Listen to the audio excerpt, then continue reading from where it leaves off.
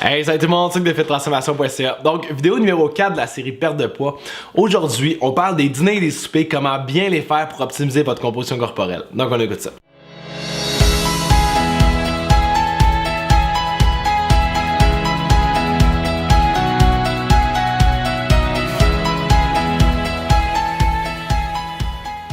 On a parlé de la glycémie, on a parlé des déjeuners, on a parlé des collations. Aujourd'hui, on est au repas principal du dîner et du souper. Donc, dans le repas principal, il faudra avoir de la protéine, des fibres, un petit peu de glucides au besoin et des bons gras. Donc, ça, c'est vraiment la recette optimale pour améliorer votre composition corporelle.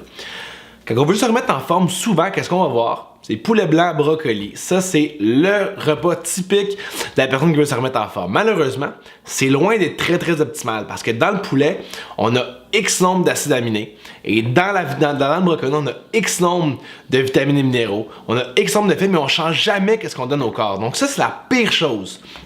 Pour améliorer votre composition corporelle, le secret est dans la variété. Donc c'est très important d'avoir beaucoup de variété.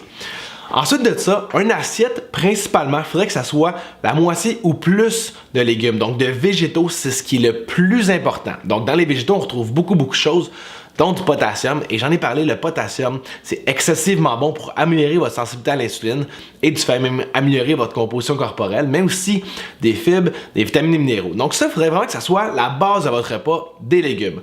Donc pour rendre les légumes moins plates, qu'est-ce qu'on peut venir faire? C'est venir les assaisonner avec des épices, un petit peu de sel rose qui est super bon en fait pour votre thyroïde, pour le métabolisme en général. Ça peut être du poivre, ça peut être de la moutarde de Dijon, mais aussi ça peut être du vinaigre de cidre. Donc souvent on a de la misère à introduire le vinaigre de cidre dans l'alimentation. On dit tout le temps qu'il faut le prendre le matin à jeun ou le soir avant de se coucher. Mais si vous rajoutez ça dans votre repas, ça va vraiment améliorer votre glycémie, améliorer votre composition corporelle, améliorer votre digestion.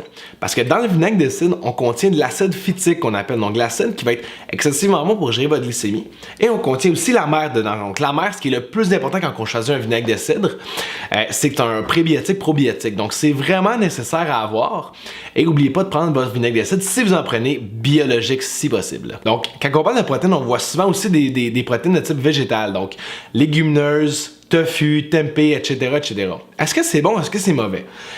Je ne suis pas du genre d'école à dire que tout est mauvais qu'est-ce qui est côté végétal, mais je suis pas du genre d'école à dire que tout est bon non plus.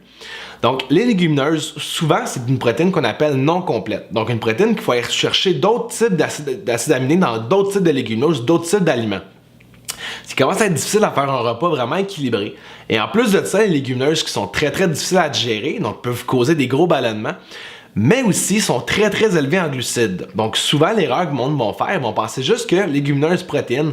Pensez aussi légumineuses glucides. Donc est-ce que vous prendriez un bol de riz comme ça pour perdre du poids? Non, même principe avec les légumineuses.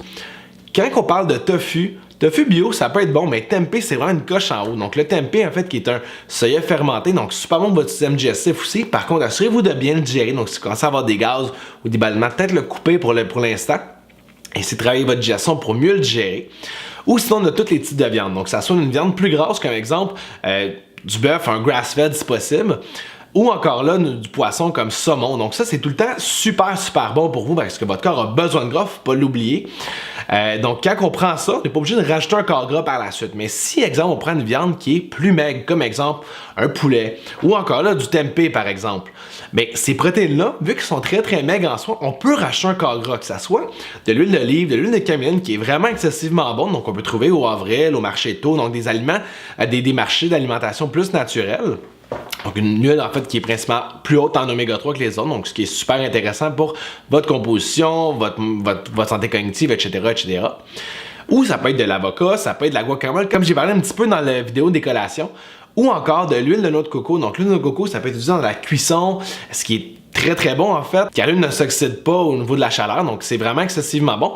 Et en plus de ça, c'est bon pour votre santé digestive. Donc on pourrait faire par exemple là, un poulet au curry, donc avec du lait de coco en canne, ce qui est excellent, des épices plus indiennes. Faites votre poulet au curry et vous voilà avec une recette de poulet super bonne qui donne beaucoup de saveur. Et avec ça, on rajoute un bon bol de légumes et voilà un repas idéal pour la perte de poids. Ensuite de ça, quand on parle de glucides, donc les glucides, pour tout le monde, non. Pour certains, oui. Donc, si vous êtes genre très stressé, personnellement, je rajouterais des glucides à tous les repas. Pas des quantités astronomiques, mais peut-être un quart de tasse à une demi-tasse environ par repas. Les glucides, moi, qu'est-ce que je mettrais personnellement? Ça serait des patates, donc que ce soit patates blanches, patates grelots, patates mauves, peu importe le type de patate, donc variez vos patates. Donc les patates contiennent beaucoup de nutriments, contrairement au riz.